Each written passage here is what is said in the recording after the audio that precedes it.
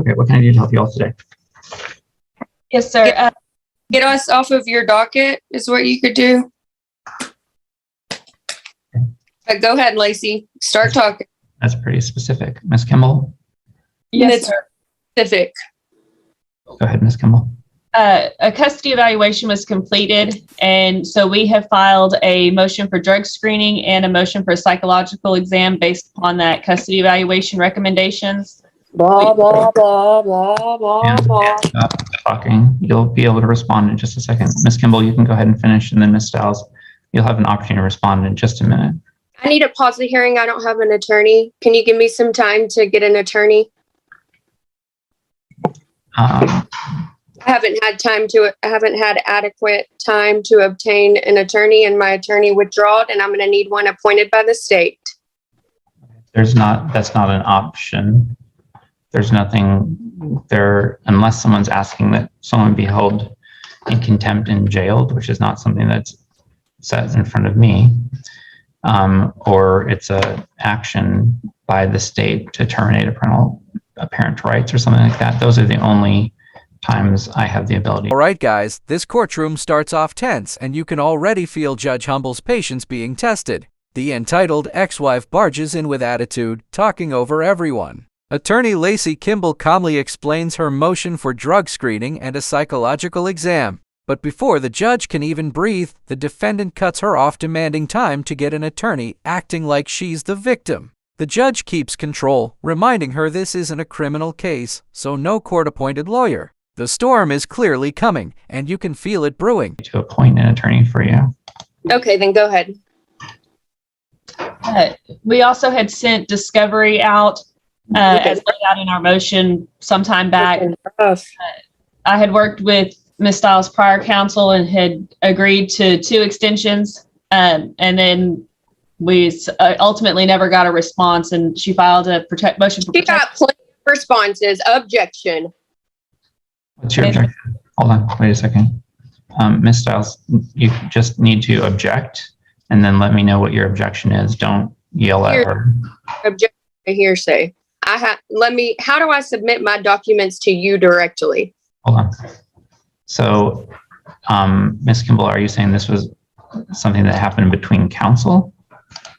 Yes, back in November. We are now setting this hearing is for our motion. She also represents Cody and also fucking sit there. Okay. So, Ms. Stiles, I'll unmute you in just a second. You need to let Ms. Kimball finish what she's saying, and then when you're talking, she'll let you say what you're saying, unless one of you has an objection that is a legal objection. You can't just talk at the other side. So, Ms. Kimball, why don't you just go? As Lacey continues, explaining how multiple extensions were granted but ignored, chaos brews again. The judge tells Ms. Stiles to wait for her turn, but she won't stop interrupting. Hearsay, she yells, trying to sound legal. The courtroom tension rises. Judge Humble calmly tells her, "Don't yell. Just tell me your objection," but she doesn't stop. The entitled ex-wife is spiraling, already losing credibility. The judge's tone shifts polite but sharp. You can tell this courtroom is about to explode. Go ahead and finish telling me what. So you said that you're wanting a drug screen, so drug test, and do you say psychological or psychiatric? I thought you said a psychological exam. And then we have an order to compel Ms. Stiles to turn over the responses to our discovery request, to provide dates for a deposition, and for attorney's fees for $1,500.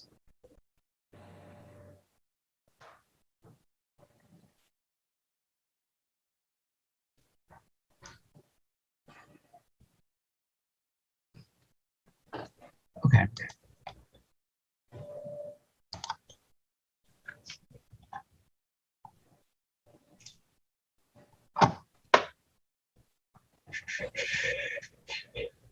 All right, so Ms. Stiles, I'm sending you a prompt to unmute. If you just unmute yourself, you can respond. What is your response to? The judge finally regains control, asking clear questions. So, you're requesting a drug test and a psychological exam.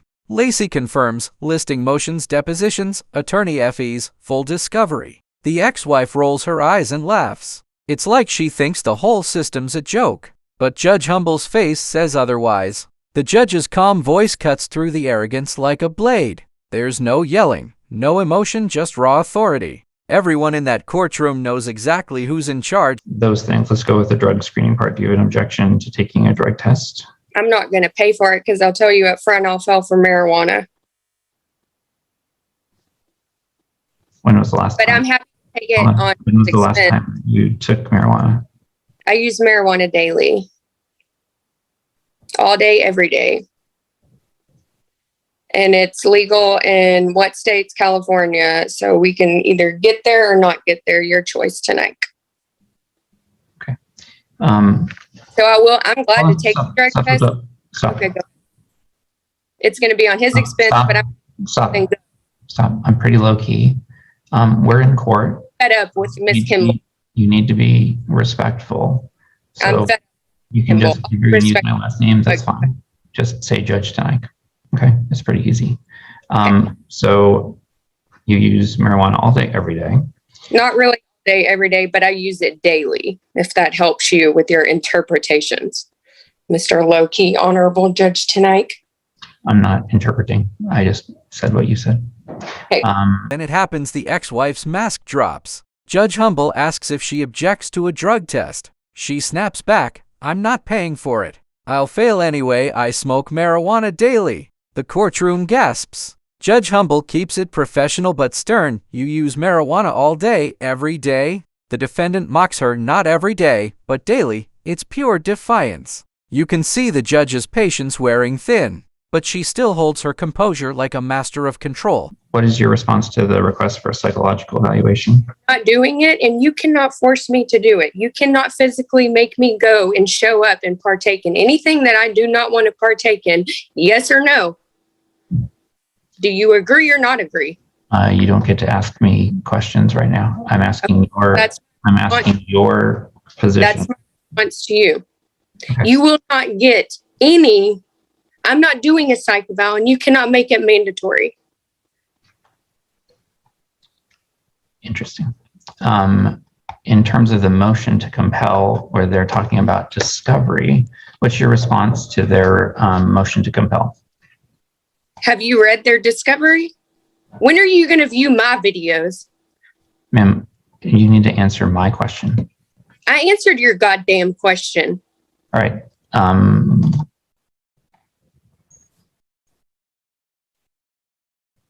So I'm going to warn you that it is completely inappropriate.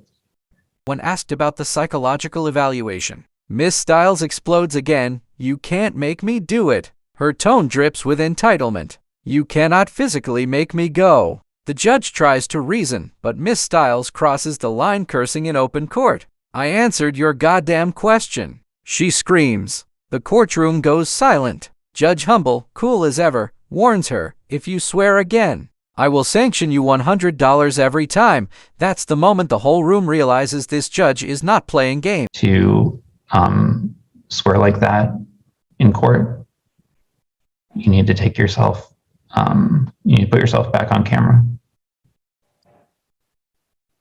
Thank you.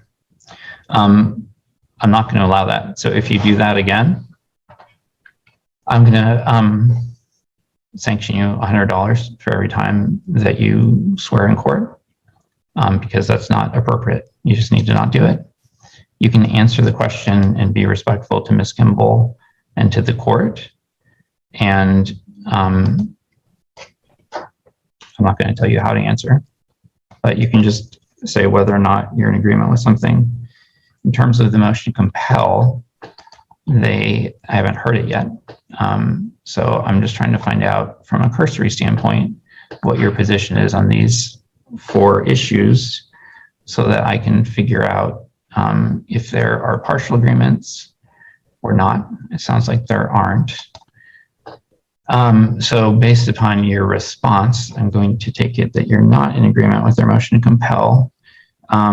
In terms of their request for deposition dates, what's your response to that?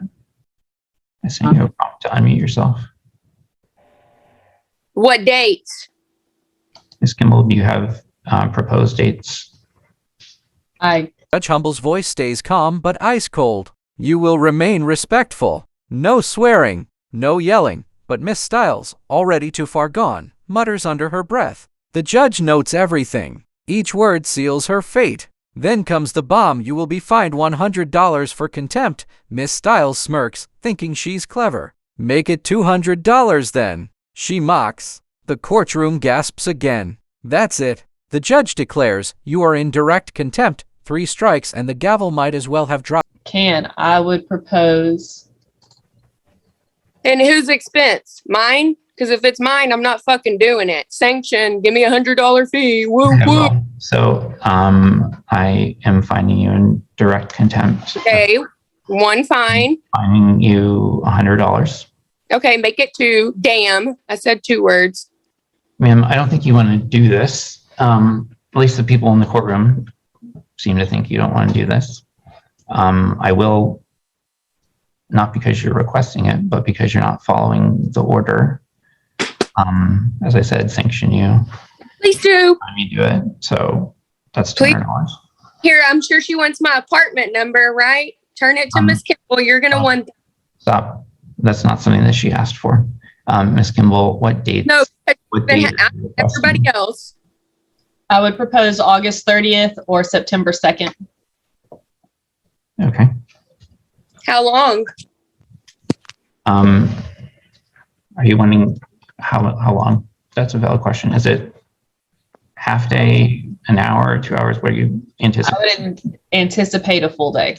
It's chaos. The ex-wife laughs, curses again, and even flips the judge off yes, right in open court. But Judge Humble doesn't yell. She doesn't lose control. Instead, she calmly documents every violation, stacking the contempt charges one by one. The courtroom watches in disbelief. Lacey Kimball just sits quietly, professional and poised. This isn't just a hearing anymore, it's a total self-destruction. Live in front of a judge who's seen it all. Okay. So what, the 30th or the 2nd? Yep. Which of those dates works better for you, Ms. Stiles? What time, dumbass? 3 contempts. You're correct. That is 3. Yep. Supposed to start at 9 a.m. What date? Stiles, that question is to you. Never mind. I said what time? I'm not gonna let Time, you pick. date? You know, these I'm not things. gonna let you look. You don't get to do this for your own pocketbook. I'm muting you for. All right. I'm going to count that as another violation. So in terms of the request for the deposition, she didn't have any objection. I'm going to note for my own record that she opted out after flipping me off.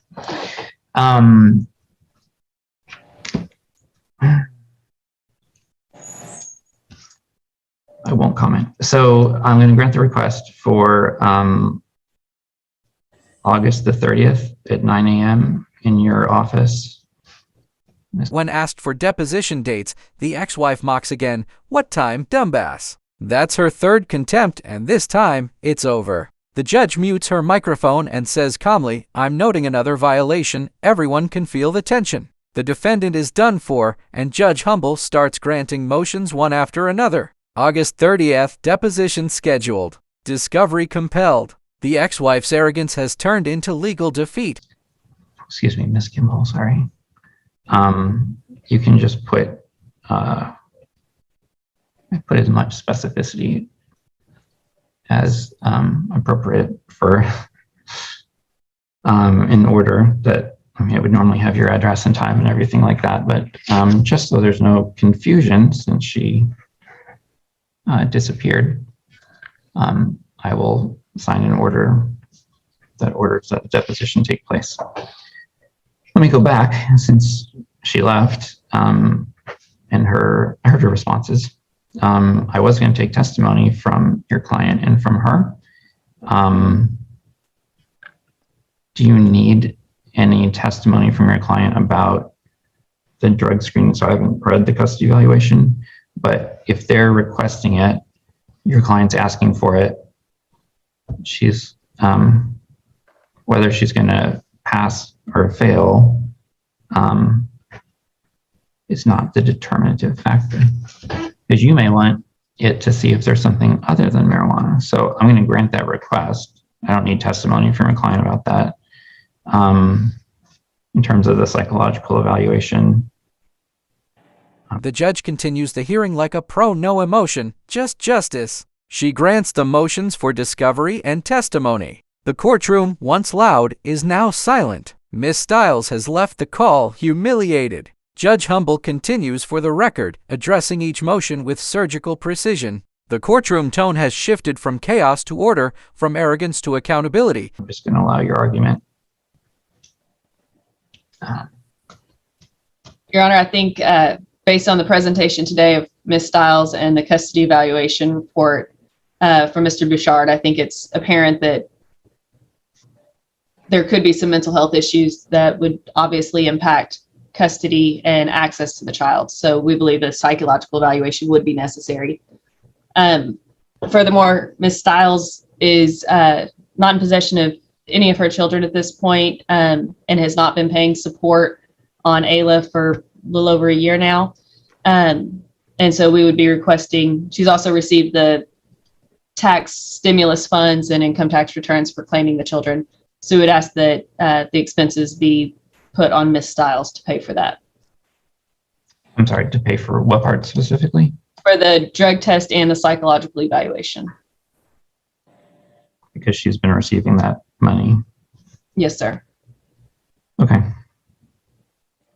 Attorney Lacey Kimball stands tall, confident, and detailed. She outlines the reasons for drug testing, psychological evaluation, and financial accountability. Her argument is airtight, professional, logical, powerful. She exposes how Miss Stiles has ignored her children, failed to pay support, yet kept taking tax refunds meant for them. The judge listens carefully, nodding. The courtroom mood turns serious. Now it's about the kids, not the chaos.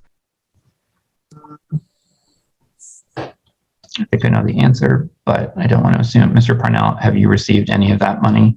Does she provide even $100 to you? No, sir. Okay, thanks. I was taking your attorney's representation as being true. But sometimes it helps me just to understand. Okay, in the motion to compel, did she provide any response? She had an attorney as recently as last month. There were recently as the last 3 weeks, but it's been a couple of days. there were some, I allowed 2 extensions by agreement, Rule 11 agreement. The responses we got were some partially answered interrogatories, but they weren't unsigned. But for the interrogatories, the documents, everything was just kind of blanket objected to. Judge calls on the father, Mr. Parnell. His calm "no sir" speaks volumes. He hasn't received a dime. Judge Humble's eyes harden. Every fact paints the same picture: a parent who curses, disrespects, and neglects responsibility. There's no shouting now, just judgment coming down slowly, deliberately. You can feel the weight of the law pressing on every word. I believe it's for harassment was the objection. So, and we received no documents at all. Ms. Bertrand did represent that there could be some documents in her office, but that was when she was still on the case.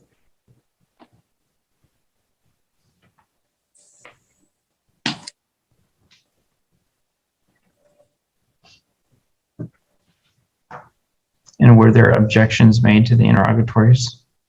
Yes, sir. Objections to undue burden, unnecessary expense, harassment, or annoyance.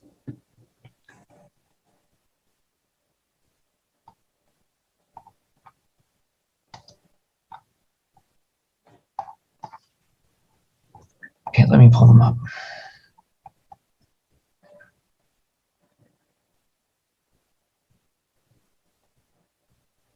Lacey explains how Miss Stiles ignored discovery, refused to answer simple questions, and objected to everything out of harassment.